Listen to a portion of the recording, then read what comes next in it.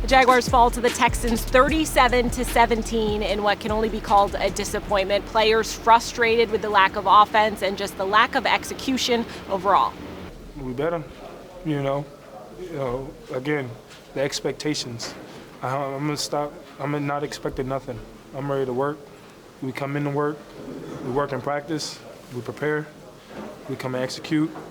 That's gonna get us in the win. We're hanging on too much of last year.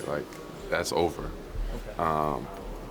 It's a long football season. We have a lot of work to do. That's all we know right now. We're gonna put our head down. We're gonna get to work. Back here with Bucky Brooks, and this is about as disappointing as you're going to get, especially after last week. A lot of talk about practicing well, but they didn't put it out there on the field when they took on the Texans today. No, disappointing performance. One of the more disappointing performances we've had around here in a while. This was a game that was kind of flawed from the start.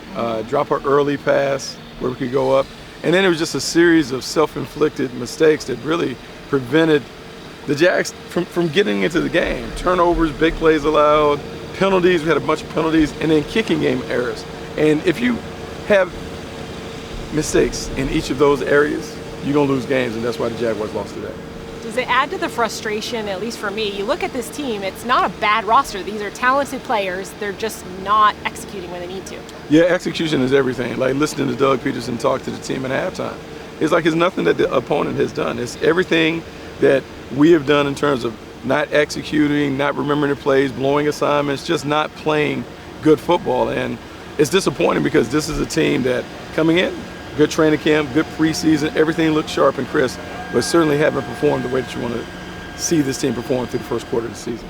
On the flip side of that, it's up to you to fix it, right? So what does this team need to do other than look themselves hard in the mirror and just start from the beginning, I guess? Well, the trip to London may actually come at the right time because you almost have a mini training camp. Everyone goes away. You can kind of build some of that camaraderie, maybe some of the chemistry, get away from the distractions of whatever's going on in Jacksonville. Because, look, it's going to be bad this week. It's going to be a lot of negative talk and those things, so maybe they can get back on track by doing that. It's just a matter of just doing the little things. Like, keep it simple, do the little things, find a way to execute better on each of the three phases, and hopefully that'll end up leading to a win. All right, we're headed to London hoping for some positive change.